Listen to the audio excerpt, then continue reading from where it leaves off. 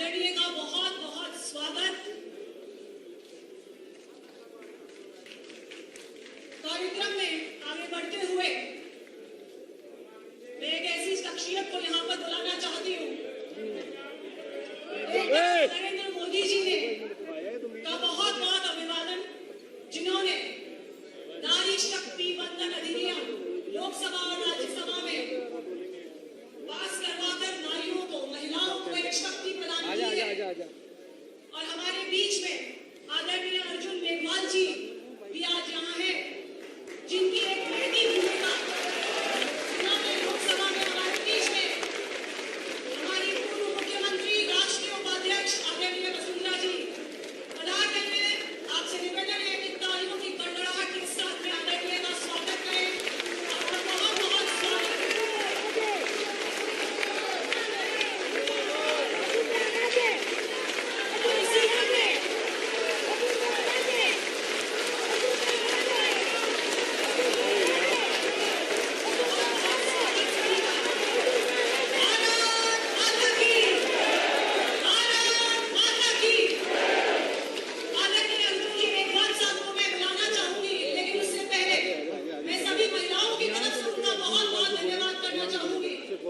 हमारे देश के प्रधानमंत्री आदरणीय नरेंद्र मोदी जी द्वारा लाए गए अधिनियम जो कि लोकसभा में पेश हुआ, आदरणीय कानून मंत्री जी ने इसको पेश किया। नारी शक्ति अधिनियम पेश कर बढ़ाया महिलाओं का मान। नारी शक्ति वंदन अधिनियम पेश कर बढ़ाया महिलाओं का मान। सब मिलकर जोरदार तालियों से श्री अर्जुन मेघवाल जी का करें सम्मान। आपका बहुत बहुत स्वागत है आदरणीय अर्जुन मेघवाल। सारे आगे चले जाए। आपनो राजस्थान, सुझाव आपका, संकल्प हमारा। मैनेजमेंट कौन देख रहा है वो? इस कार्यक्रम के निमित्त हमारे बीच में पधारे हुए हमारे माननीय राष्ट्रीय अध्यक्ष गुलाबी नगरी जयपुर में मैं बहुत बहुत स्वागत करता हूं और अभिनंदन करता हूं। हमारे संकल्प पत्र सभी समिति के सभी सदस्य भी आपका बहुत जोरदार स्वागत भी करते हैं और अभिनंदन भी करते हैं। अपना राजस्थान के माध्यम से भाजपा राजस्थान आप एक जगह बैठ जाओ। आगामी चुनाव के लिए राजस्थान के लोगों की आकांक्षाओं का विभिन्न माध्यमों से संग्रहण करें। ये कार्यक्रम, तो इस कार्यक्रम में हमारे राष्ट्रीय अध्यक्ष जेपी नड्डा जी उपस्थित हैं। इस कार्यक्रम में हमारे भारतीय जनता पार्टी के मुखिया राजस्थान के हमारे सीपी जोशी जी उपस्थित हैं। हमारे राष्ट्रीय उपाध्यक्ष पूर्व मुख्यमंत्री वसुंधरा राजे जी उपस्थित हैं। हमारे एलओपी राजेंद्र राठौर साहब उपस्थित हैं। हमारे प्रभारी अरुण सिंह जी भी हैं और हमारे इलेक्शन के प्रभारी प्रहलाद जोशी जी भी उपस्थित हैं। हमारे समिति के जो हमारी संकल्प पत्र समिति के दोनों सह संयोजक भी मंच पे आदरणीय करुणीलाल जी मीना, आदरणीय घनश्याम जी तिवारी उपस्थित हैं। हमारे अलका जी गुजर, हमारे सतीश पुनिया जी और सम्मानित मंच और यहाँ सभी इस कार्यक्रम में आए हुए जिलों से भी कुछ लोग आए हुए हैं, जयपुर से भी अधिक संख्या में आए हुए हैं। आप सबका स्वागत है और अभिनंदन।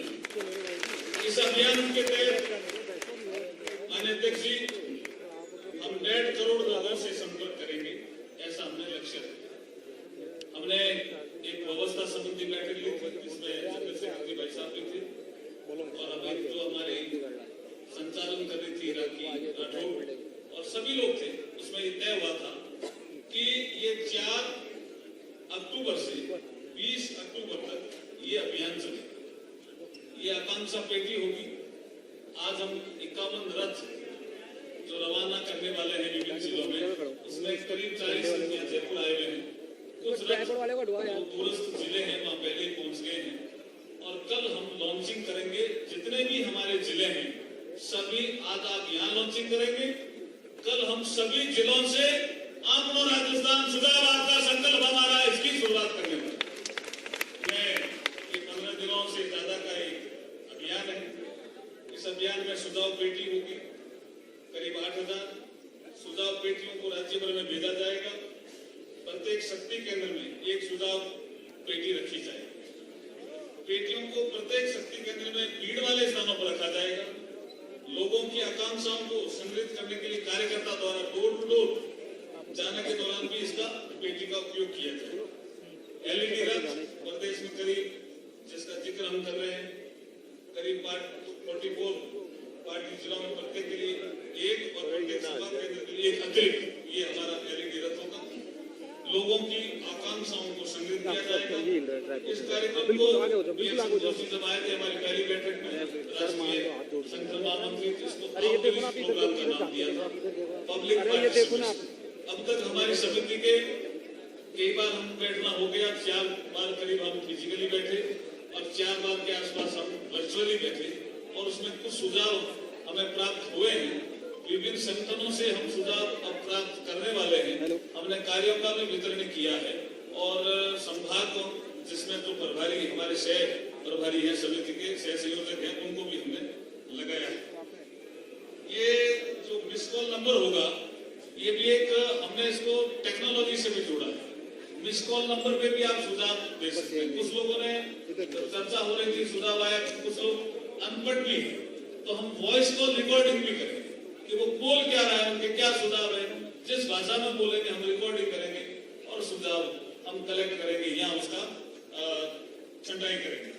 उसके बाद हम वेबसाइट भी हम जारी करेंगे आज आपके हाथों से, और जीमेल भी होगा, मेल के माध्यम से सुझाव देंगे।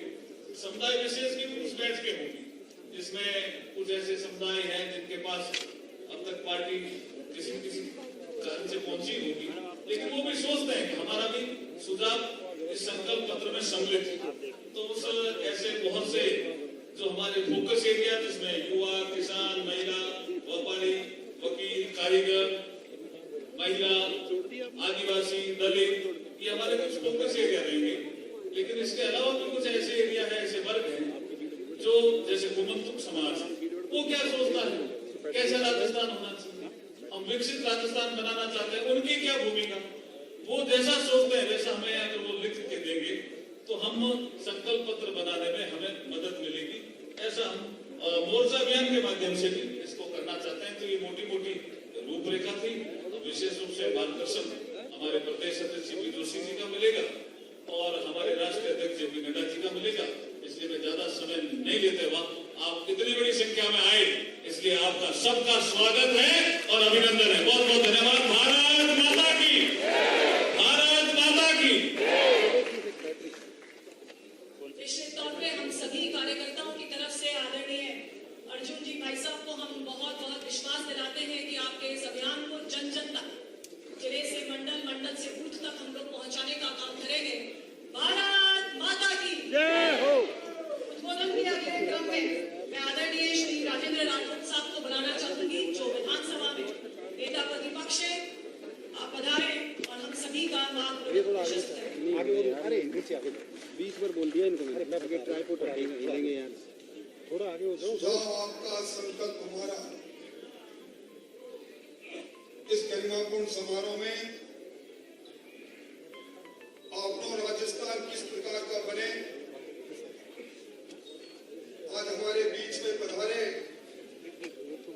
दुनिया की सबसे बड़ी लोकतांत्रिक पार्टी, जिसमें 21 करोड़ से ज्यादा लोग पंच निष्ठाओं से जुड़े हैं, उनके परिवार के अगवा हमारे राष्ट्रीय अध्यक्ष श्री नड्डा जी, राजस्थान में हमारी पार्टी के विशाल परिवार की अगुवाई करने वाले सीपी जोशी जी, हमारी पूर्व मुख्यमंत्री और राष्ट्रीय उपाध्यक्ष श्री वसुंधरा जी, मंच पर विराजे प्रहलाद जोशी जी, अरुण जी, इस पूरे कार्यक्रम के संयोजन, जिन्होंने इस राजस्थान बनने के बाद पहली बार जनता के बीच में जाकर पार्टी शासन का संकल्प ले, इस प्रकार का प्रयोग करने वाले, राजस्थान के अंदर आजादी के बाद पहली बार बने कानून मंत्री, और जिन्होंने संसद के अंदर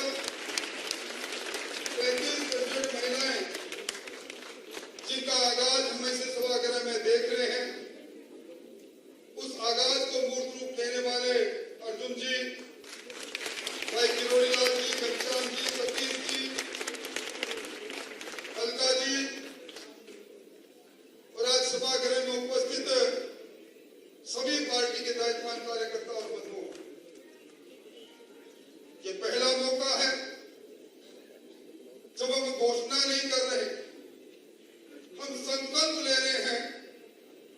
और संकल्प भी ऐसा जो जनता के द्वारा आएगा, ये लोकतंत्र को मजबूत करने वाला। जब ये रथ गांव में जाएंगे, जब ये मोटरसाइकिल गांव में जाएंगी, गांव की आकांक्षा क्या है, गांव किन चीजों से त्रस्त है, गांव किन चीजों की पुनरावृत्ति नहीं चाहता है, इस संकल्प के अंदर जब 1.5 करोड़ लोग अपना योगदान देगा, मैं समझता हूं ये एक अनूठा कार्यक्रम है। मैं इस अपने उपयोग के लिए हमारे प्रदेश अध्यक्ष जी को और राष्ट्रीय अध्यक्ष जी को धन्यवाद भी देना चाहूंगा। हमारा संकल्प क्या होना चाहिए? हमारा संकल्प ये होना है कि राजस्थान शांति प्रियता के लिए प्रसिद्ध था। दुनिया से निकला हर 15वां पर्यटक राजस्थान में आता था। इन दिनों में दहशतगर्दी की जिंदगी के कारण से राजस्थान में पर्यटक आना बंद हो गए।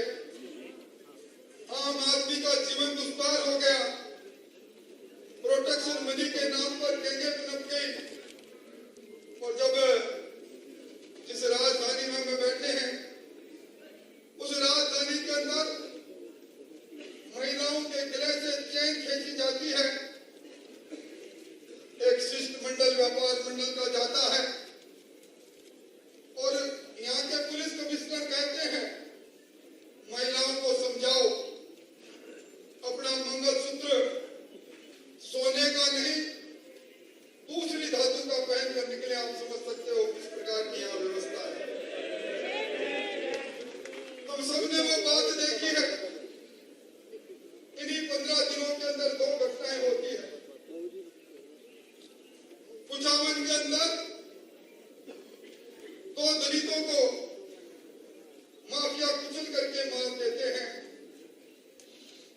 वहां मैं धन्यवाद देना चाहूंगा हमारी पार्टी के नेताओं को। 13 दिन धरना चलता है और बदले में कहते हैं आपको मुआवजा नहीं मिलेगा, 5 लाख 10 लाख मिलेगा। वहां की जनता ने अध्यक्ष जी इकट्ठे करके 1-1 करोड़ रुपए उनको दे दिए। और यहाँ जो घटना सुभाष चौक में होती है, पूरी बस्ती को बंदी कर देते हैं और तत्काल नौकरी से लेके 50 लाख तक का भुगतान होता है।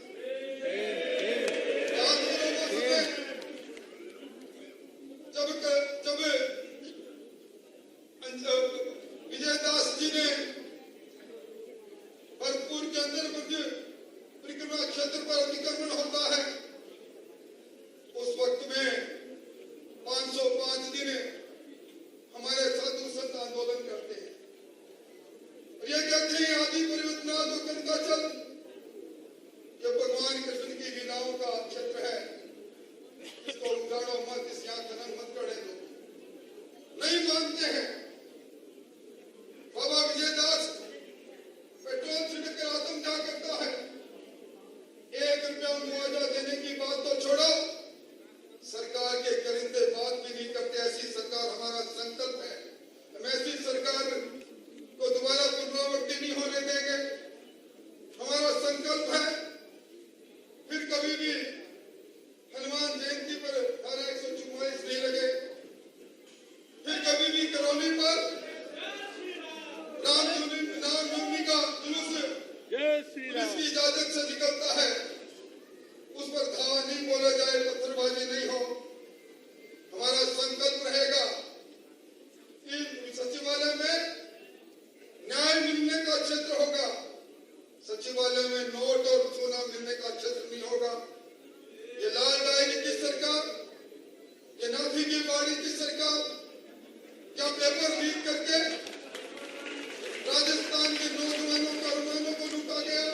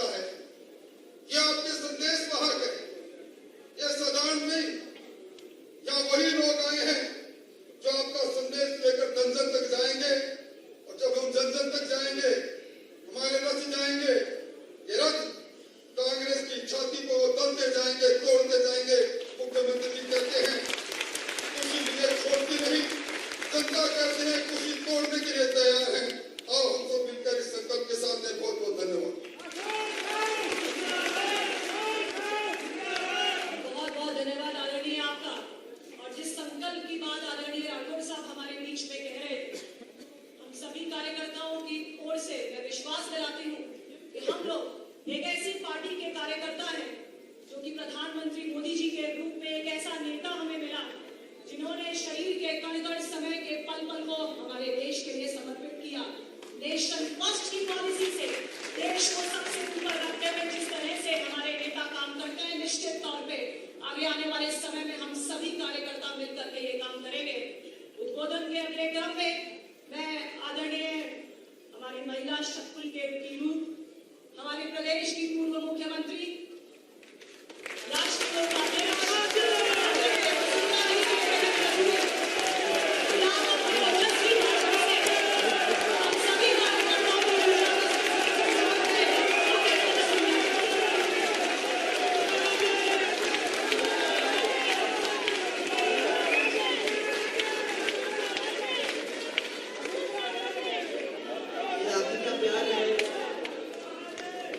शक्ति देता है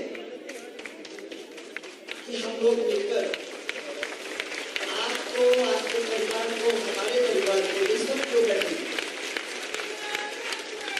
हमको अपने आप में उतार कर इस राजस्थान को किस तरीके से सही रास्ते पे सबके परिवार को मजबूत करते हुए सबके क्षेत्र के अंदर आप सब कार्यकर्ताओं को जगह देते हुए ये संकल्प लेकर हम आगे बढ़ना चाहते हैं, जिस संकल्प के साथ हम एक नए राजस्थान की कल्पना फिर से कर सकें। यहाँ उपस्थित हमारे मंच के ऊपर हमारे राष्ट्रीय अध्यक्ष नड्डा जी, हमारे प्रभारी श्री अरुण सिंह जी, हमारे प्रदेश अध्यक्ष श्री जोशी जी, केंद्रीय मंत्री और चुनाव के प्रभारी हमारे श्री प्रहलाद जोशी जी, इस प्रोग्राम के संयोजक श्री अर्जुन जी मेघवाल, हमारे नेता प्रतिपक्ष श्री राजेंद्र राठौड़ जी और उप नेता श्री सतीश पुनिया जी, श्रीमती ललिता जी, डॉक्टर किरोड़ी लाल जी और घनश्याम जी, अरुण चतुर्वेदी जी, मेरे साथ मेरे सहयोगी रह चुके श्री अशोक बरनामी जी और यहाँ के एमपी साहब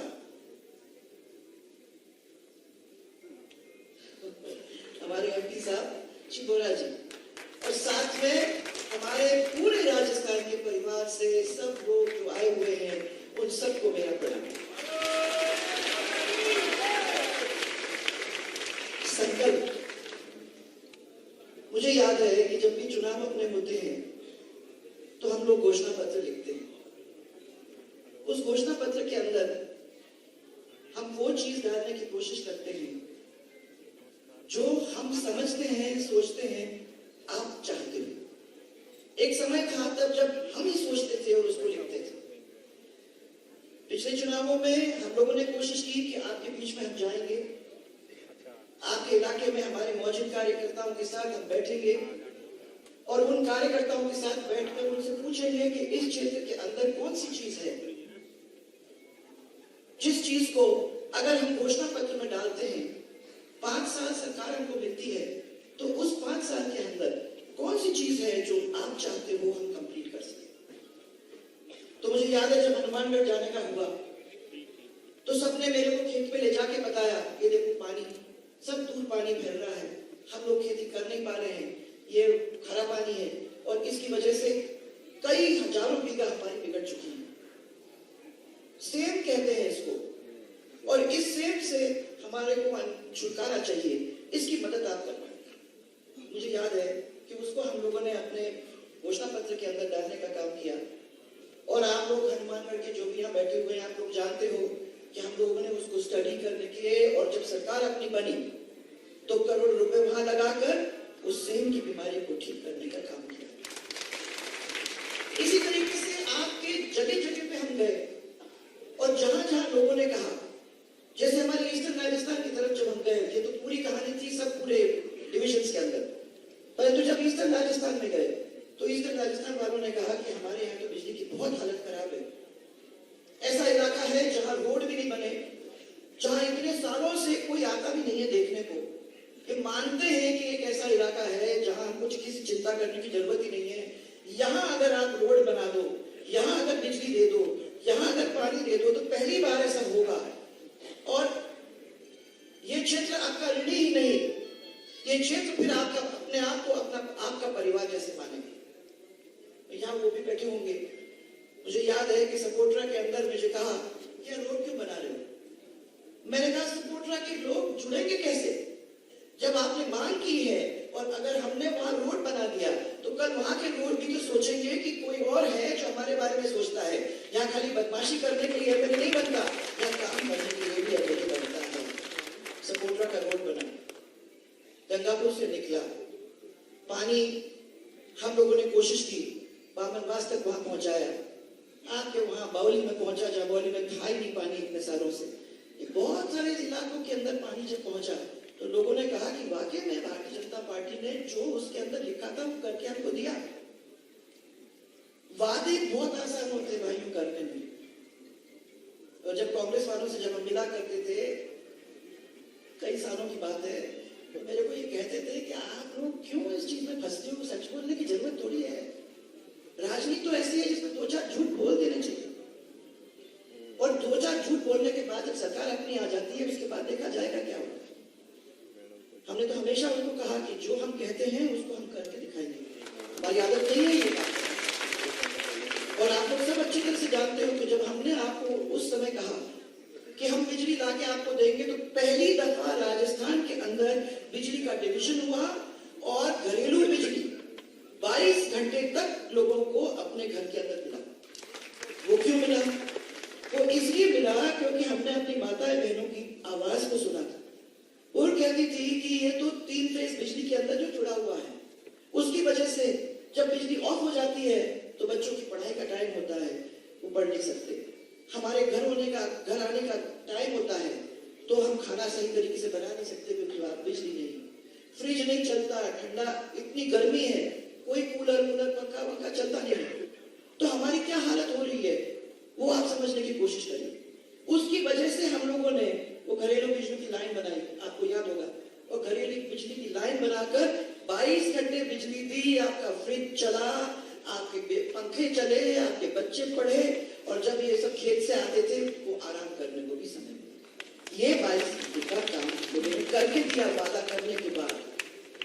इसी तरीके से हमने कहा था कि आप लोगों को 6 घंटे बिजली हम 3 फेज से देंगे, हमने दी। इसी तरीके से हमने कहा था कि जो 3 horse power, 5 horse power, 7 horse power की जो मोटर्स वगैरह हैं, ऐसे लोगों को हम लोग साल में 10 से 11 हजार रुपया माफ करने का काम करेंगे। और छोटे जो है उसमें तो यही समझो कि इतने में तो पूरा का पूरा आपका बिल पेमेंट हो जाता है। तो जो लोग गरीब लोग जिनको बिजली की जरूरत थी और जो खेत में उसको इस्तेमाल करते थे, 11,000 से ज्यादा उनका बिल नहीं था, उस बिल को माफ करने का हम लोगों ने काम किया। फिर मेरे पास मुझे याद है जब हम लोगों को लिख रहे थे घोषणा पत्र, उस समय जब बात कर रहे थे आप लोगों से, तो सब लोगों का कहना था कर्जा माफ। याद है? कर्जा माफ।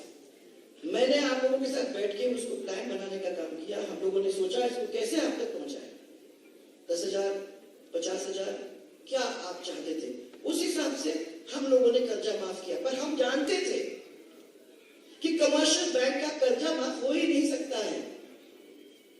हम लोगों ने अपने बैंकों से करवा कर आपको सर्टिफिकेट देके वो काम करवाया। ये जब आए तो सबसे पहले आपको बोले कितने, 1, 2, 3, 4, 5, 6, 7, 8, 9, 10 दिन के अंदर आपका कर्जा माफ हो जाएगा। हम भी जानते थे और मुझे लगता है कि आप में से भी बहुत सारे लोग जानते थे कि हो ही नहीं सकता। संपूर्ण कर्जा कैसे माफ हो सकता है सेंट्रल बैंक का, और जो आपके जो कमर्शियल बैंक्स हैं उनके कर्जे माफ कैसे होंगे भाई? किसी ने सोचा? बाद में जब सब हो गया तब जब मैं उनके पास गई, मैंने कहा क्या? उन्होंने कहा साहब आपका तो कर्जा माफ हो गया था, सोचा हो सकता है। ऐसे मत सोचो, इसके बारे में बहुत गहन चिंतन करने की जरूरत है, क्योंकि जो काम हो ही नहीं सकता वो कर ही नहीं सकते। परंतु क्या हुआ कि विकास का काम रुक गया। हम लोगों ने 2 कदम आगे लिए थे तो 2 कदम हमको पीछे भी लेने पड़े, क्योंकि इस सरकार ने जो काम किया नहीं किया वो आप लोग सबको अच्छी तरह से मालूम। पीने के पानी की किल्लत, सिंचाई की पानी की किल्लत, वादे करने में इतने आसान था, कोई प्रॉब्लम नहीं थी भाई, परंतु उसको जमीन पे लाने का काम कहां हुआ है? रेवड़ी बांटने का काम, मैं शब्द नहीं इस्तेमाल करती, रेवड़ी छोड़ो। वादे जो किए हैं इतने सारे आपके सामने किए हैं, हम तो टेलीफोन भी बांट रहे हैं, पैसे भी कर रहे हैं, सब कुछ कर रहे हैं, परंतु किसने सोचा कि राजस्थान के पूरे खजाने को खत्म करने का काम इस तरीके से कर रहे हैं कि सरकार अगर उनकी वापस आ जाती तो वो खुद ही मुसीबत में होंगे, और नहीं होगा तो ये ओपीएस से सब चीज जो उन्होंने वादे किए हैं वो किसी को मिलेगा कि नहीं मिलेगा, ये मुझे नहीं मालूम। उनको क्या मतलब है? उनको तो मतलब इतना ही है कि बोल दो, कुछ भी बोल दो, अपने को तो जीत के वापस आना है, फिर उसके बाद देखा जाए। ये भारतीय जनता पार्टी ने कभी नहीं किया। जो बांध बने हैं वो आपसे पूछ पूछ के बनवाए, जहां पानी ले गए थे वो आप लोगों से पूछ पूछ के किया, जहां छोटे इंडस्ट्रीज की मुसीबतें थी जैसे सरसों वालों की थी, उन सब की छोटी छोटी समस्याओं को बैठ के आपके साथ उनको सुलझाने का काम हम लोगों ने किया। और आज इसीलिए मैं आपको कहना चाह रही हूं कि बैठो, सोचो, जब अपना सुझाव आप डालते हो तो ऐसे सुझाव होने चाहिए जो सिर्फ मेरे लिए नहीं, मेरे गांव के लिए ही नहीं, मेरे उस क्षेत्र के लिए फायदा पहुंचाने वाले ऐसे ऐसे चीजें आप नोट करवाएं, ऐसे ऐसे सुझाव बनवाएं, ताकि वो काम जब एक साथ सातों के सातों डिविजन्स के अंदर होने लगता है तो राजस्थान एक नया राजस्थान बनकर ही रहता है। और असलियत है भाई, कोई भी कह दे हम तो नया राजस्थान बनाने चले, हम तो नया ये करने चले, हमने वादा कर दिया, नया राजस्थान ऐसे नहीं बनता। नए राजस्थान के लिए हम सबको मिलकर संकल्प लेना होगा, हम सब मिलकर लेंगे, क्योंकि मैं समझती हूँ कि राज तो वही कर सकता है ना राजस्थान के ऊपर जो जनता का सोचता है। इसके बारे में आपको सोचना चाहिए। कभी कोई सोचे कि मैं तो राजा बन गया, तो वो राजा नहीं बनता जब तक वो प्रजा की आंखों के अंदर नहीं देखता, जब तक एक प्यार का धागा उसके साथ नहीं बनता, जब तक उसकी माता बहन और परिवार उनके साथ नहीं जुड़ती, जब तक उनको सबको विश्वास नहीं होता कि ये मेरे लिए आंसू बहाएंगे नहीं, ये मेरे लिए मेहनत करेंगे, ये खून के आंसू डालेंगे, ये मेरे लिए भागेंगे दौड़ेंगे, वो लोग हैं जिनको ये विश्वास देने के लिए तैयार है। और आज मेरा आप लोगों से ये कहना है, आपने प्यार भी दिया, आपने साथ भी दिया, आपने कभी कमी नहीं रही, और मैं आपको ये विश्वास दिलाना चाहती हूँ कि जब हम लोग मिलकर काम करेंगे तो वो चीज जिसका सपना आप सबने अभी तक देखा है उसको कुछ कदम तक आगे ले जाने का काम करेंगे। तो आपको मेरा बहुत सारा प्यार, सबको मेरा बहुत सारा प्यार, और भगवान से मेरी एक ही प्रार्थना है कि राजस्थान और राजस्थान के वासियों को आगे ले जाना ही होगा। हम सबके प्यार, हम सबकी पूजा, हम सबके प्रार्थना, हम सबके नारियल उसमें बंधे हुए हैं। तो इसलिए सब लोग मिलकर साथ चलेंगे, वो सुझाव देंगे, ऐसे ऐसे अच्छे अच्छे सुझाव देंगे जिससे राजस्थान बनेगा, बदलेगा और विकास के पथ पर अपने कदम को रखेगा। इतना ही कहने के लिए मैं आप लोगों को पूछ रही हूँ। मुझे विश्वास है कि यहाँ हमारे इस पार्टी के वो मौजूद नेता सब यहाँ बैठे हुए हैं और आप सबके मन में एक टीस है, आप लोग सबने इसके बारे में कुछ सोचा है, और जब आप लोग सब मिलकर वो काम करेंगे तो ये प्रकार राजस्थान तो बनकर ही रहेगा। मेरा बहुत सारा आपको प्यार, और एक नारा राजस्थान के नाम पे, जय जय राजस्थान, जय जय राजस्थान। वो नया राजस्थान बनेगा और हमारे परिवार को आगे ले जाने का काम होगा। इसी के साथ मैं विश्वास करती हूँ कि हमारे यहाँ बैठे हुए हैं अम्बेडकर जी, ठीक है, आप आगे चलते जो ये लोगे और जो ये घोषणा पत्र बनाओगे उसके अंदर इन सब की विश्वास, इन सब का एक किस्म से सुझाव, क्या आपका विश्वास और आपका प्यार उसके अंदर बना हुआ होगा, और हम सब उनको विश्वास ये दिलाना चाहते हैं कि हमारा घोषणा पत्र जो होगा वो उनके काम के लिए समर्पित है। सबको मेरा बहुत बहुत धन्यवाद।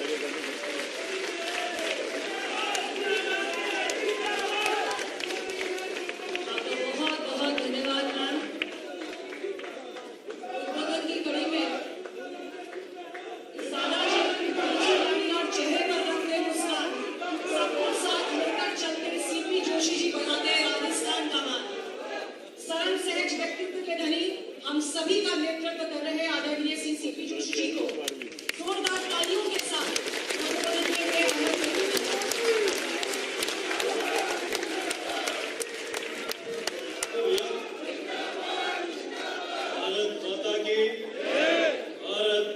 की। आपका सुझाव हमारा सहयोग। इस कार्यक्रम में हम सब लोगों का मार्गदर्शन करने के लिए आए लाखों कार्यकर्ताओं के प्रेरणा पुंज और पार्टी के राष्ट्रीय अध्यक्ष आदरणीय जेपी नड्डा जी, एक बार जोरदार ताली बजाकर माननीय राष्ट्रीय अध्यक्ष जी का स्वागत और अभिनंदन। राजस्थान की स्थिति हमारे बीच में उपस्थित पार्टी की राष्ट्रीय उपाध्यक्ष और पूर्व मुख्यमंत्री आदरणीय वसुंधरा राजे जी, हमारे नेता प्रतिपक्ष आदरणीय राजेंद्र सिंह जी राठौर साहब, राजस्थान के प्रभारी आदरणीय अरुण सिंह जी, चुनाव के प्रभारी आदरणीय प्रहलाद जोशी जी, और इस संकल्प पत्र इस समिति का काम देख रहे और भारत सरकार के मंत्री यत्र नारीस्तु पूजन्ते रमन्ते तत्र देवता, इस भाव के साथ मोदी सरकार में नारी शक्ति को 33% आरक्षण का बिल लेकर आए। ऐसे आदरणीय अर्जुन मेहता जी, यहाँ उपस्थित राष्ट्रीय मंत्री आदरणीय ललिता जी, हमारे उपनेता आदरणीय सतीश पुनिया जी,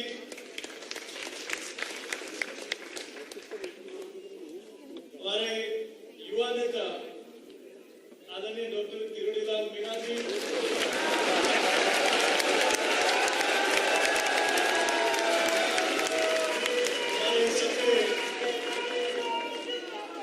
सबके वरिष्ठ नेता और मार्गदर्शक आदरणीय घनश्याम तिवारी जी, पूर्व प्रदेश अध्यक्ष आदरणीय मनावी जी, आदरणीय अरुण चतुर्वेदी जी, यहाँ के सांसद जी, जिलाध्यक्ष जी, और तमाम हमारे जनप्रतिनिधि और सभी कार्यकर्ता बंधुओं, माताओं, बहनों, युवा साथियों, पत्रकार मित्रों, मेरे पूर्व के वक्ताओं ने आपका सुझाव, हमारा संकल्प इस नाते अपने विचार आपके बीच में रखे।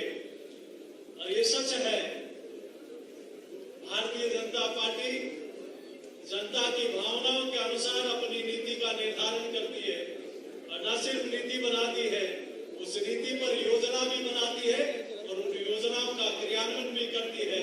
इसलिए देश की जनता, प्रदेश की जनता का विश्वास अगर किसी के साथ है तो सिर्फ और सिर्फ भारतीय जनता पार्टी के साथ। आज ये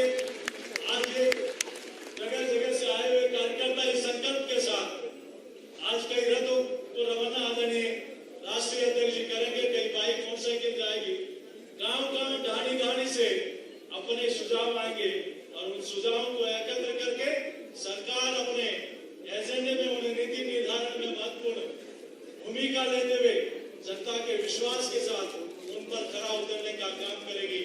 और मैं कहता हूँ, यही सपना एक बेहतरीन राजस्थान, अपने सपनों का राजस्थान, उदयमान राजस्थान, नेतृत्वमान राजस्थान, गतिमान राजस्थान, स्वस्थ राजस्थान, समृद्ध राजस्थान, एक ऐसी संकल्पना के साथ जहां नारी का सम्मान हो और कोई भी बहन बेटियों के साथ आंख उठाकर देखे तो उसके साथ ऐसा बर्ताव कि इसके साथ पीढ़ियां में कभी मातृशक्ति के खिलाफ, नारी शक्ति के खिलाफ कभी इस प्रकार की हरकत करने से पहले सोचे। एक ऐसा राजस्थान जहां कभी युवाओं के सपनों का उड़ान वाला राजस्थान हो, किसी युवा के साथ किसी युवा को आत्महत्या नहीं करना पड़े। एक ऐसा राजस्थान जहां किसान समृद्ध हो, किसी किसान को आत्महत्या नहीं करनी पड़े। एक ऐसा राजस्थान जहां हर व्यक्ति के चेहरे पर खुशहाली हो। एक ऐसा राजस्थान कि किसी व्यक्ति के आंखों में आंसू नहीं आए, हर व्यक्ति खुशहाली से रहे। एक ऐसा राजस्थान, मेरे पूर्व के वक्ताओं ने कई बातें आपके बीच में कही। एक ऐसा राजस्थान जहां जाति के आधार पर मुआवजा नहीं मिले, किसी गरीब को किसी धर्म के आधार पर मुआवजा नहीं मिले। एक ऐसा राजस्थान जहां भगवा पताका पर प्रतिबंध नहीं, भगवा पताका हर हर घर लग जाए, ऐसा राजस्थान। एक ऐसा राजस्थान जहां राम दरबार को तोड़ा नहीं जाए, जहां हमारे श्रद्धा स्थलों को समृद्ध और सशक्त बनाने के लिए वहां विकास के कार्य हो। एक ऐसा राजस्थान जहां किसी साधु की हत्या नहीं, उस साधु और श्रद्धा स्थानों का सम्मान हो। एक ऐसा राजस्थान हम सब लोग संकल्पना लेकर जाए और गांव-गांव, ढाणी-ढाणी जाकर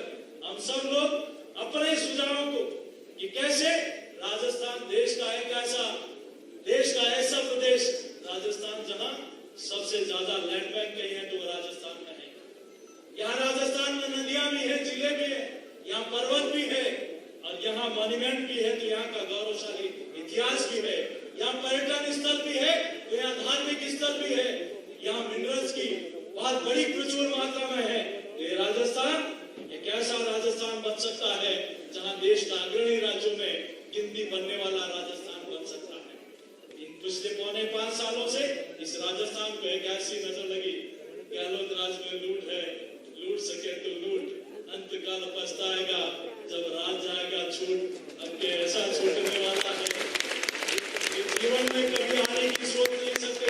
इसलिए बंधुओं, मेरा आप सबके चरणों में इतनी ही प्रार्थना है कि हम सब लोग मिलकर जिस अभियान के साथ हम लोग जुड़े हैं, हर व्यक्ति का सुझाव आए, हर नारी शक्ति का, युवा का, किसान का, गरीब का, आदिवासी का, दलित का, हर व्यक्ति का। आज यहाँ राजस्थान में क्या कारण है कि 5 सालों से कोई इंडस्ट्री नहीं आई, ऐसा वातावरण राजस्थान में बन नहीं पाया।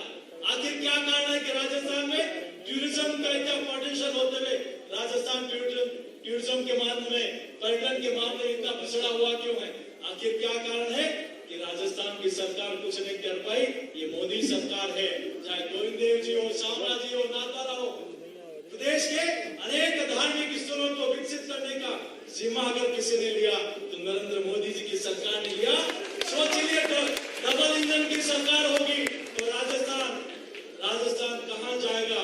इसलिए मित्रों, आप और हम सब लोग ये संकल्प लेके जाएं कि हमारा जो भाव है राजस्थान के जन जन का भाव बनकर ये सुझाव भारतीय जनता पार्टी के पास आए। और मैं कार्यकर्ता मित्रों आपको विश्वास दिलाना चाहता हूँ, इस संकल्प पत्र को सरकार में जो भी मुखिया होगा, एक कार्यकर्ता होने के नाते, आपका साथी होने के नाते, मैं सरकार के पास बैठकर ये राजस्थान के जो सुझाव आएंगे, हम सब लोग मिलकर प्राथमिकता के आधार पर, सरकार इन प्राथमिकता के आधार पर लेने का काम करेगी।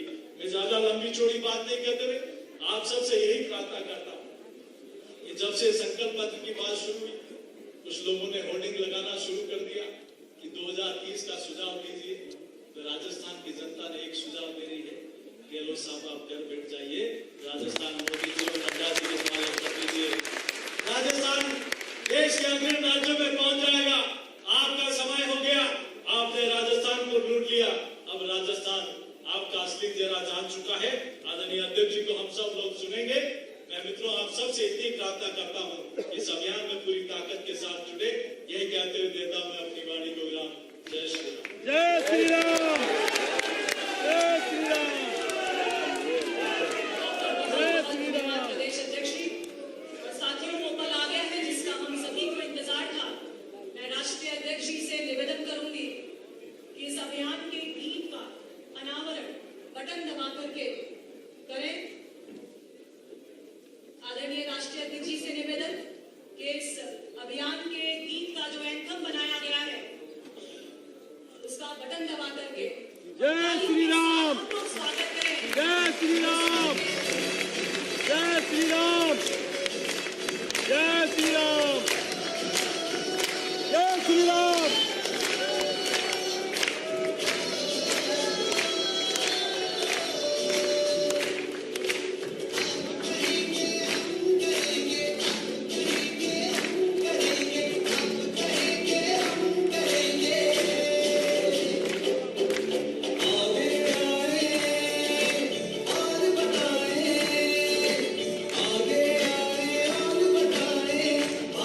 सरकार से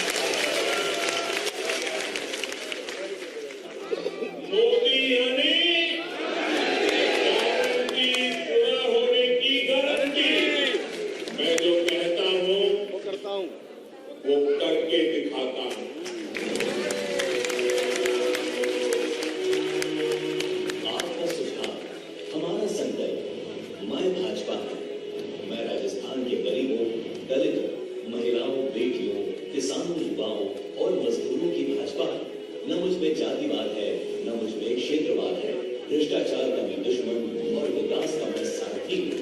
हाँ, मैं भारतीयों का भाजपा हूँ।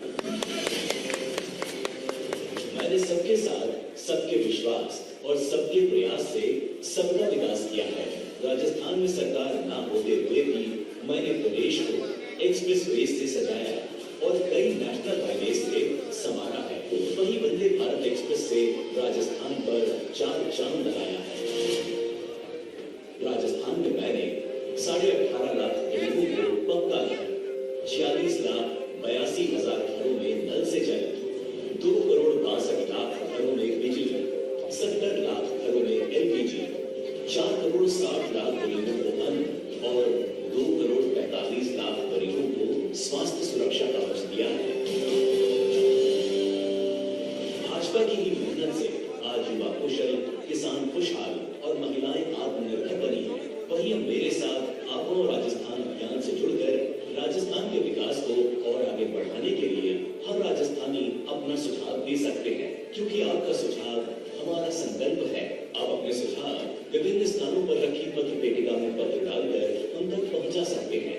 वहीं आप अपने सुझाव प्रदेश के हर जिले में मौजूद आपरो राजस्थान संकल्प रथ के पास जाकर भी दे सकते हैं और घर बैठे 8140-200-200 पर मिस्ड कॉल देकर या सोशल मीडिया साइट #आपरो राजस्थान पर भी आप अपने सुझाव हमें भेज सकते हैं। इसके अलावा आप www.aproRajasthan2023.com वेबसाइट पर भी अपने सुझाव हमें दे सकते हैं। याद रखें, अपना सुझाव जरूर दें, क्योंकि राजस्थान जितना विकसित होगा उतना ही भारत के विकास को भी गति मिलेगी। आपरो राजस्थान, सुझाव आपका, संकल्प हमारा। समृद्ध एवं विकसित राजस्थान बनाने के लिए अपना सुझाव भाजपा तक पहुंचाएं। 8140200200 पर मिस्ड कॉल दें अथवा www.aproRajasthan2023.com पर लॉगिन करें।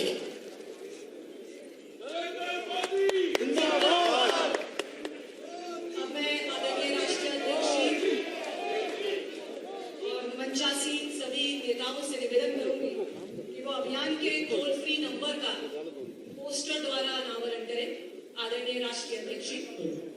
हरि ओम स्वस्ति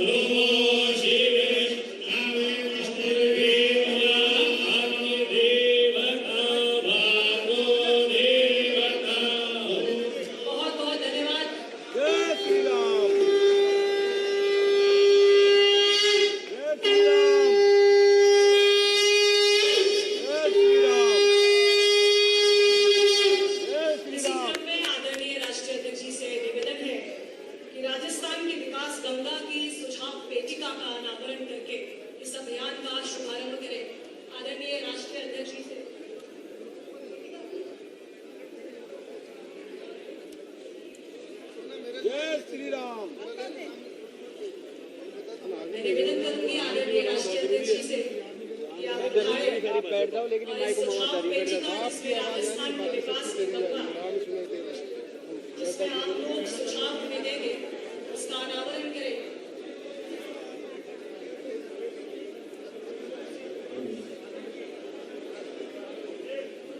मैं अलग अलग वर्ग से 5 लोगों को बुलाऊंगी जिससे कि इस अभियान का शुरुआत हो।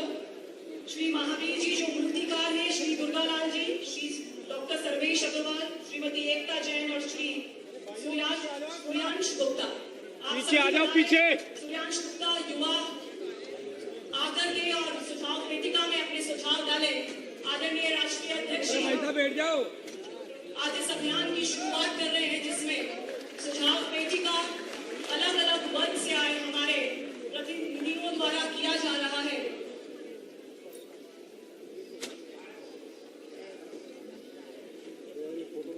ओए मोबाइल। हमारे साथ श्री महावीर जी जो मूर्तिकार हैं, मूर्तिकार वर्ग से आए हैं। श्री दुर्गालाल जी जो माली फूल वाले हैं। डॉक्टर सर्वेश अग्रवाल जी जो डॉक्टर हैं, वो सब हमारे बीच में रहे। आपका बहुत बहुत धन्यवाद राष्ट्रीय अध्यक्ष जी। गुलाबी नगरी में आज हमारे राष्ट्रीय अध्यक्ष जी जेपी नड्डा जी पधारे हैं। हर कार्यकर्ता से जुड़े रहते हम सभी के लिए खुशियों की आहट लाए हैं। शालीनता व संघर्ष की अद्भुत मिसाल जो संगठन में अनुशासन के परिचायक हैं।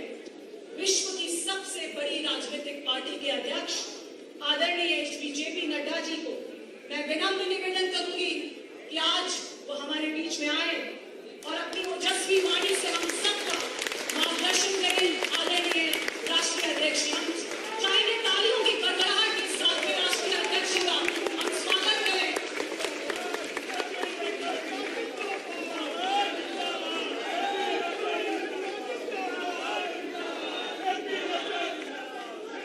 बोले भारत माता की, भारत माता की, भारत माता की। आज के इस कार्यक्रम में मंच पर विराजमान भारतीय जनता पार्टी के प्रदेश के जुझारू अध्यक्ष और संवेदनशील अध्यक्ष सम्मानीय श्री सीपी जोशी जी, भारतीय जनता पार्टी की राष्ट्रीय उपाध्यक्षा, पूर्व में मुख्यमंत्री रही सम्मानीय वसुंधरा राजे सिंधिया जी,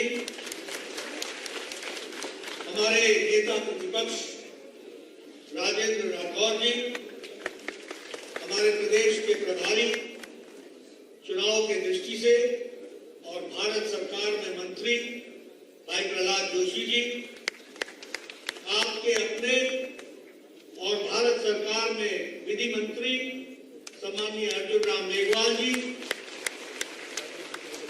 राष्ट्रीय महामंत्री और हमारे प्रभारी और राज्यसभा में मेरे साथी सम्मानीय अरुण सिंह जी, हमारे बहन राष्ट्रीय मंत्री अलका गुर्जर जी, हमारे विधानसभा में उपनेता पूर्व में अध्यक्ष रहे मेरे वरिष्ठ साथी सम्मानीय सतीश पुनिया जी, राज्यसभा में मेरे साथी घनश्याम तिवारी जी, राज्यसभा में मेरे साथी हमारे किरोड़ी लाल मीणा जी, हमारे राघव शर्मा जी, हमारे सांसद जिनको मैं जयपुर नरेश कहता हूं, रामचरण बोरा जी, श्री रमा चोपड़ा जी जिला प्रमुख जयपुर और सौम्या जी जो मेयर हैं, सम्मानित मंच और इतनी बड़ी संख्या में एकत्र आए भारतीय जनता पार्टी के सांसदगण, विधायकगण, पूर्व में मंत्री रहेगण और हमारे पार्टी के सभी वरिष्ठ पदाधिकारी और बड़ी संख्या में आए हुए पार्टी के वरिष्ठ कार्यकर्ता बंधु, मीडिया के मेरे साथी, प्रिंट मीडिया और इलेक्ट्रॉनिक मीडिया के मेरे साथी, मुझे आपको राजस्थान सुझाव आपके और संकल्प हमारा इस कार्यक्रम में आने का सौभाग्य मिला है। मैंने आने से पहले इस बात को अपने साथियों से चर्चा की कि जब मैं जयपुर आऊं और ऐसे शुभ कार्य का प्रारंभ करूं तो सबसे पहले तो मोती डुंगरी हमारे गणेश मंदिर गणपति भगवान का आशीर्वाद लेकर के इस कार्यक्रम को प्रारंभ करें और इसीलिए सबसे पहले मोती डुंगरी जाकर गणपति जी के आशीर्वाद लेकर और अपने कार्यक्रम को सफल बनाने का संकल्प लेकर प्रार्थना करके आज इस कार्यक्रम में हम शिरकत कर रहे हैं। पुनः मैं गणपति भगवान का नमन महाराज को नमन करता हूं।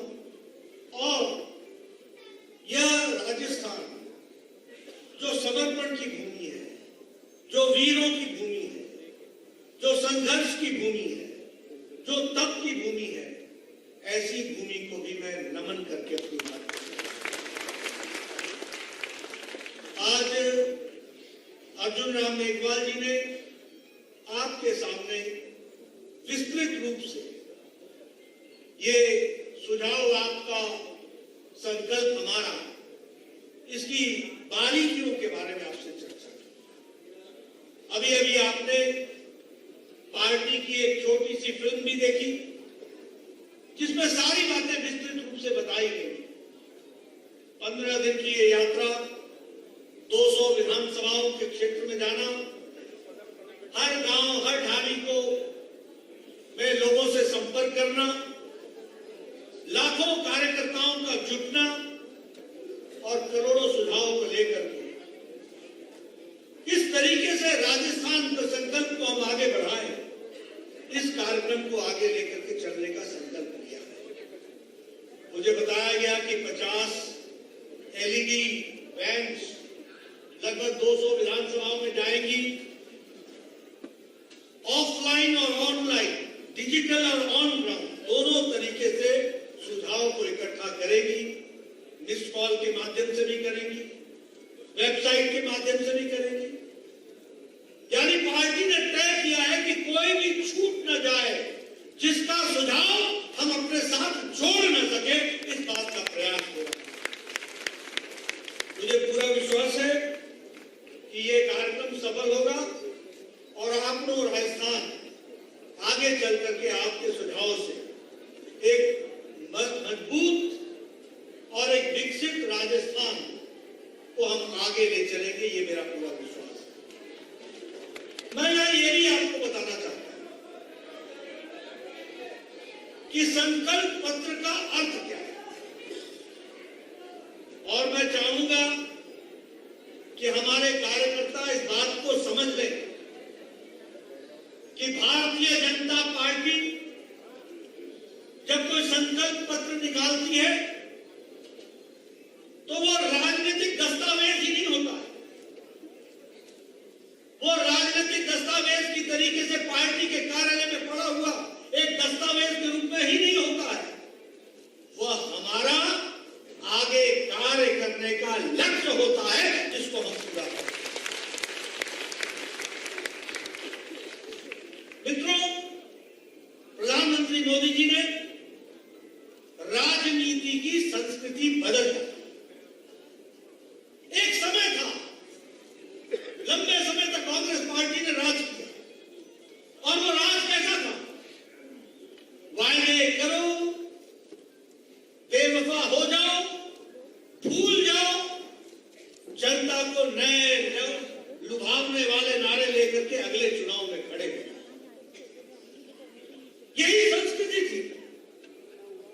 मुझे याद है, मैं लंबे समय तक MLA रहा, और उससे पहले का मुझे याद है, हमारे यहां जब चुनाव होता था तो कांग्रेस पार्टी के नेता चुनाव से पहले जंगलों में चूना लगवाते थे और जनता को बताते थे कि यहां से निकलेगी सड़क, यहां से निकलेगी सड़क, और जनता भी बेचारी भोली भाली गुमराह हो जाती थी, और वो इस आशा में रहती थी कि सड़क बनेगी।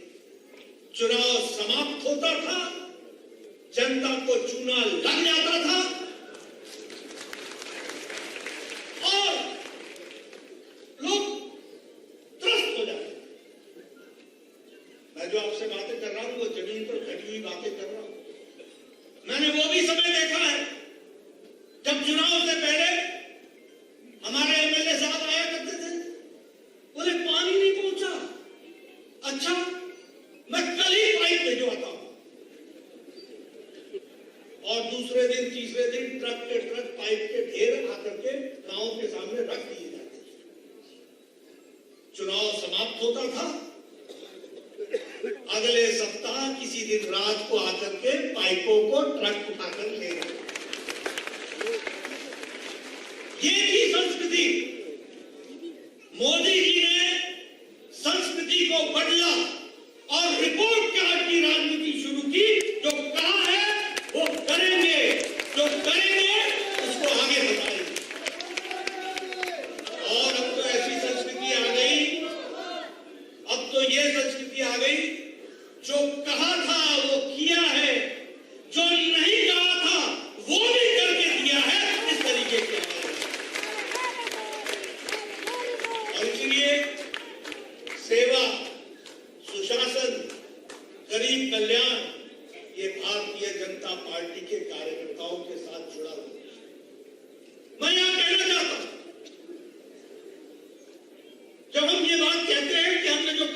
किया और अपने वायदों को भूले नहीं। जनता भूल गए तो उसको भी भूलने नहीं दिया। अगर हमने 52 में कहा कि जम्मू कश्मीर भारत का अभिन्न अंग है, 370 हटेगा, तो हम एक के बाद एक चुनाव लड़ते गए और जिस दिन संख्या हमारी हो गई उस दिन धारा 370 को मोदी जी की इच्छा शक्ति ने और अमित शाह की रणनीति ने धाराशाही कर दिया। ये हमने कहा।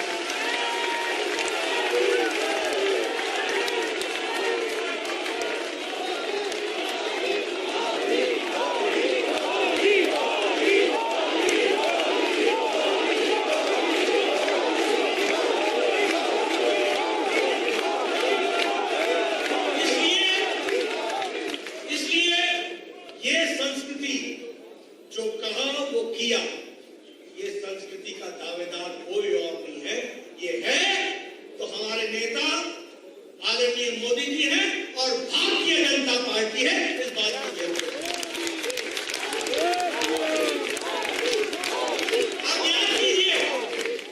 अब याद कीजिए अटल जी ने बच्चों के लिए शिक्षा मुफ्त हो और सबको शिक्षा मिले, ये 2001 में करके दिया। अब याद कीजिए हम जनसंघ के दिनों में बोलते थे कि भारत को आणविक शक्ति बनना चाहिए। लोग हमारा मजाक उड़ाते थे, खिल्ली उड़ाते थे, एटम बम बनाएंगे। ये जनसंघ एटम आणविक शक्ति हमारा मजाक उड़ाते थे, खिल्ली उड़ाते थे। 1978 की दोपहरिया को मई महीने में भारत रत्न अटल बिहारी वाजपेयी अपने घर से बाहर निकलते हैं और दुनिया को बताते हैं कि भारत आणविक शक्ति बन चुका है। ये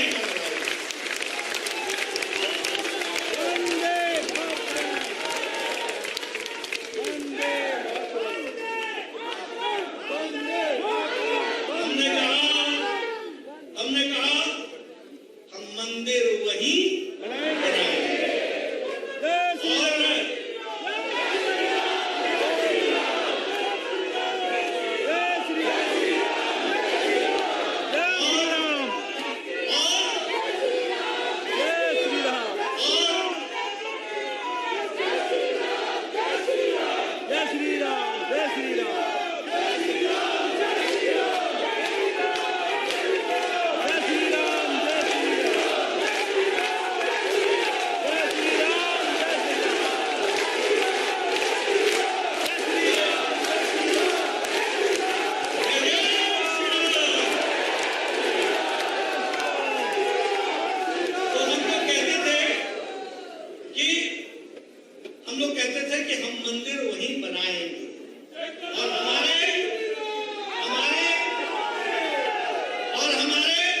विरोधी हमसे पूछते थे तिथि कब बताएंगे, और अब हम बोलते हैं कि जनवरी में उद्घाटन में आप जरूर आएंगे।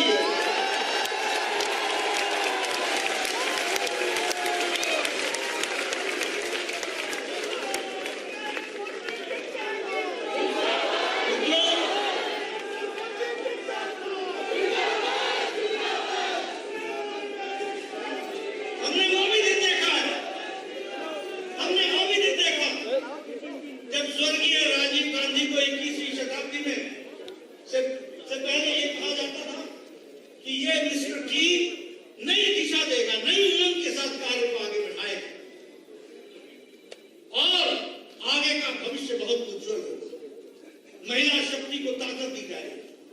हमने उनके नेतृत्व में शाहबानो केस भी देखा, लेकिन ये नरेंद्र मोदी जी हमारे प्रधानमंत्री रहे जिन्होंने भारत की मुस्लिम महिलाओं को, बहनों को, माताओं को 3 तलाक से निजात दिला दी। इस कार्य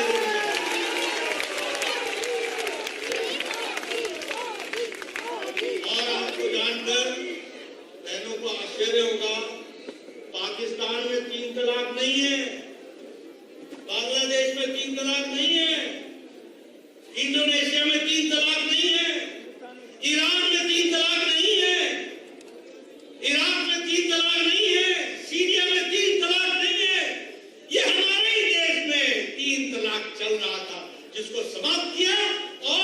मुस्लिम बहनों को, माताओं को, बहनों को आज़ादी दिलाई तो प्रधानमंत्री मोदी जी ने दिलाई है।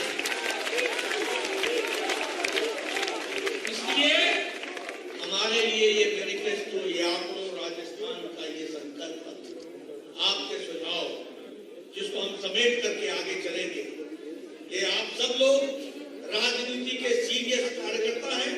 आप याद रखिए कि भारतीय जनता पार्टी के लिए आने वाला 5 साल का दस्तावेज हमारे कार्य को रूप देने वाला है। इसको मैं यहाँ ये भी कहना चाहूंगा कि उनका मकसद है लूट, उनका मकसद है सरकार में आओ और लूटो, भ्रष्टाचार करो, भाई को भाई से लड़ाओ और जो तुष्टीकरण कर सकता है उसको तुष्टीकरण को आगे बढ़ाओ। ये उनका उद्देश्य है। लेकिन हमारा उद्देश्य प्रधानमंत्री मोदी जी के नेतृत्व में गांव, गरीब, वंचित, पीड़ित, शोषित, दलित, महिला, युवा, किसान, इनको ताकत देने का है और इनको मजबूती प्रदान। इसलिए प्रधानमंत्री गरीब कल्याण अन्न योजना 80 करोड़ की जनता को 5 किलो गेहूं या 5 किलो चावल पहुंचाना, ये सिर्फ पहुंचाना ही नहीं है, इसका फर्क ये पड़ा है कि इंटरनेशनल मॉनिटरी फंड अब ये बोलता है, IMF बोलता है कि भारत की गरीबी 12% घट गई है और अति गरीबी 1% से भी कम आ गई है। ये बदलता भारत। प्रधानमंत्री आवास योजना, महिलाओं को उसकी ताकत देना, उज्ज्वला योजना, उजाला योजना, सौभाग्य योजना, स्वच्छता अभियान, इज्जत घर देना। आपको मालूम है कितनी संख्या है इज्जत घर की? 12 करोड़। यानी 12 करोड़ बहनें अपने दैनिक नित्य कर्म के लिए सुबह और शाम सूर्यास्त और सूर्योदय का इंतजार करती थी। कैसी जिंदगी जीती थी? क्यों नहीं देश के नेताओं को यह ध्यान में आया और क्यों मोदी जी का इंतजार करना पड़ा, जिनके आने के बाद 12 करोड़ इज्जत घर देकर 12 करोड़ महिलाओं और परिवारों को इज्जत देने का। यह बदलता भारत। मैं गांव से आता हूं, इसलिए आपसे बोलता हूं। गांव में माताएं 5 बजे उठ करके लकड़ी काट के लाती थी, कीली लकड़ियां जलाती थी, फूक फूक करके और धुआं देती थी, फेफड़े खराब करती थी। आज गैस का चूल्हा, सिलेंडर उनको उपलब्ध है। ये बदलता सशक्तिकरण वाला भारत। आयुष्मान भारत, कितने लोगों को? 55 करोड़ लोगों को आयुष्मान भारत। भारत की आबादी का 40% हिस्सा गरीब लोग 5 लाख रुपए का हेल्थ कवर हर साल देने का काम किया तो नरेंद्र मोदी जी की सरकार। इसलिए गांव, गरीब, वंचित, पीड़ित, शोषित, दलित, इन सब की चिंता करने का काम जो है वो भारतीय जनता पार्टी की सरकार ने किया है। यहां भी क्या आपके यहां नेशनल हाईवे नहीं बने? क्या यहां वंदे भारत ट्रेन नहीं चल रही? आप बताइए, यहां हाईवे नहीं बने? क्या यहां एयरपोर्ट नहीं बने? अब आपने हमको दिल्ली का टिकट दिया था तो दिल्ली से जो काम हो सकता था वो करके दिया है। समय आ गया है अब राजस्थान का भी टिकट दो, यहां भी हम विकास करते हैं।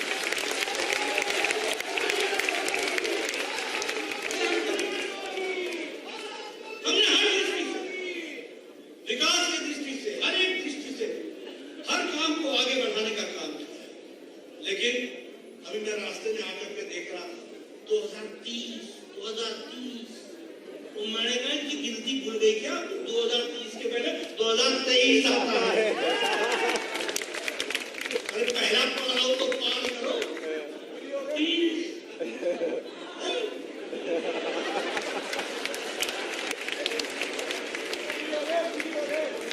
पहले सब गुंडनिया खा जाओगे। ये ऐसे होगा ना, उसको गुंडनिया बोलते हैं। यहाँ गुलाटी बोलते हैं।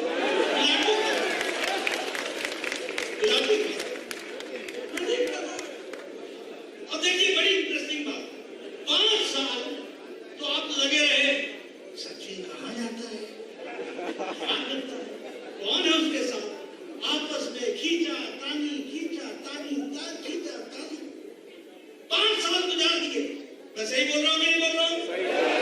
सही बोल रहा हूँ कि नहीं बोल रहा हूँ?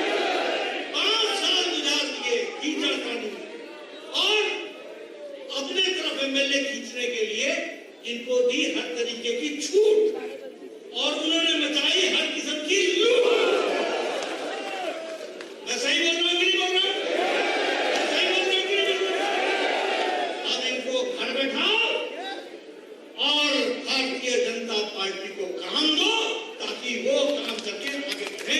और भारतीय जनता पार्टी भ्रष्टाचार नए नए रिकॉर्ड। मुझे बताया गया कि किसी सरकारी दफ्तर से सोने के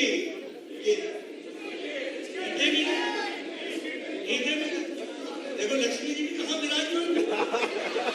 अगर नीयत इतनी महंगी हो तो कार्यालय में भी, सचिवालय में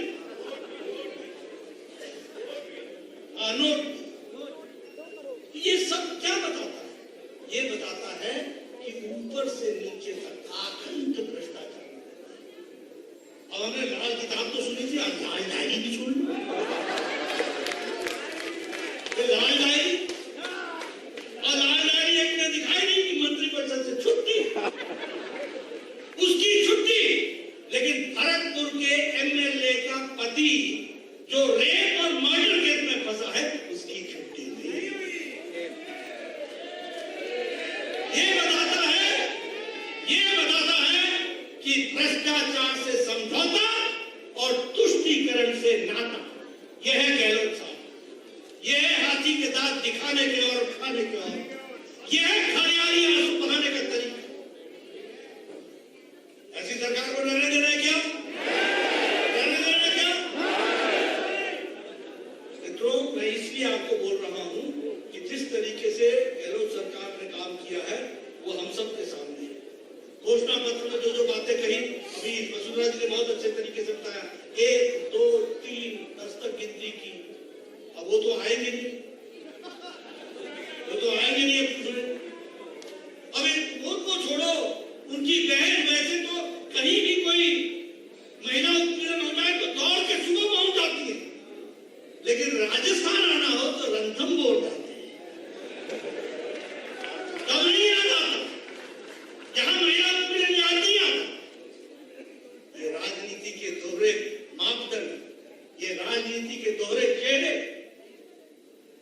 राजस्थान की जनता भोली जरूर है, लेकिन समझदार है।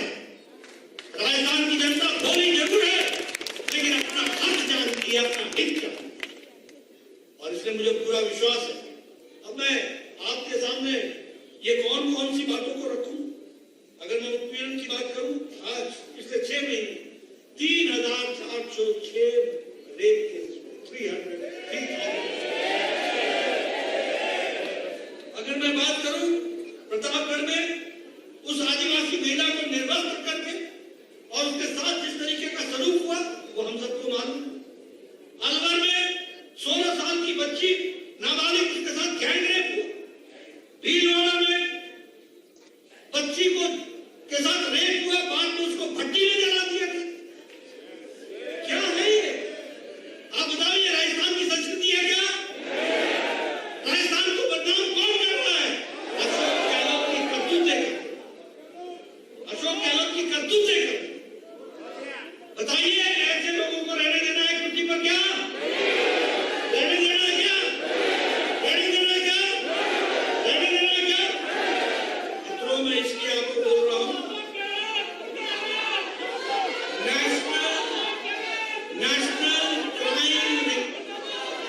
नेशनल क्राइम रिकॉर्ड ब्यूरो में रेप में राजस्थान नंबर 1 रैंक कर रहा है।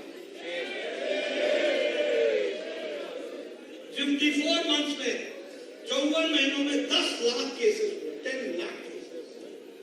ह्यूमन ट्रैफिकिंग में महिलाओं को ह्यूमन ट्रैफिकिंग में राजस्थान सबसे ज्यादा संख्या है। और उसी तरीके से अगर हम देखें तो यहां महिलाओं के साथ तो जो हो रहा है तो हो ही रहा, यहां शहीद पुलवामा की विधवा बहनों के साथ भी जिस तरीके का सलूक हुआ वो भी हमने देखा।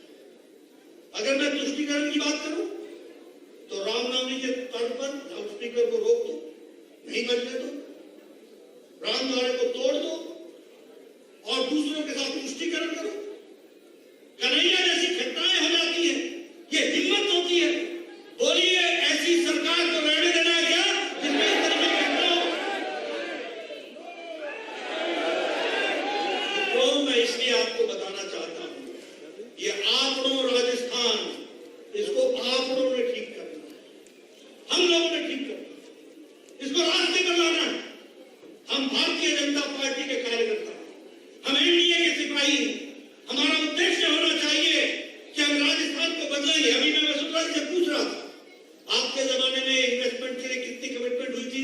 बोला 1,30,000 करोड़। मैंने कहा लगा कितना था? बोले 3 साल में 73,000। मैंने कहा गहलोत के जमाने में? बोले इंडस्ट्रीज तो आया ही नहीं। आ गया, और आया भी तो मीठी मीठी बातें करके चला।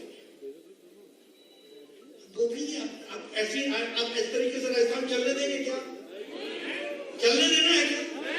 इसलिए मित्रों, मैं आपको सिर्फ यही बताने आया हूं, यह कोई दस्तावेज नहीं रहने वाला है। आपका सुझाव, हमारा संकल्प, यह हमारी अगली 5 साल की यात्रा का संकल्प बनने वाला है और उसको हम आगे बढ़ाएंगे।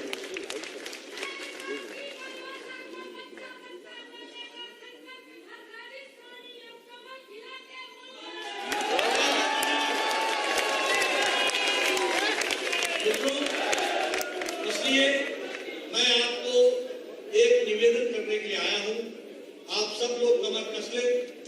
हम एक सीरियस राजनीतिक कार्यकर्ता हैं, हमसे लोगों की आशाएं, लाखों करोड़ों लोगों को दृष्टि दिशा को हमको साकार करना, ये हमारा कर्तव्य है और इसलिए हमारे कंधों पर बहुत बड़ी जिम्मेवारी है। मुझे पूरा विश्वास है कि आप सब लोग मिलकर इस जिम्मेवारी को निभाएंगे और आपको राजस्थान को सुंदर बनाएंगे, विकसित बनाएंगे। बहुत बहुत धन्यवाद।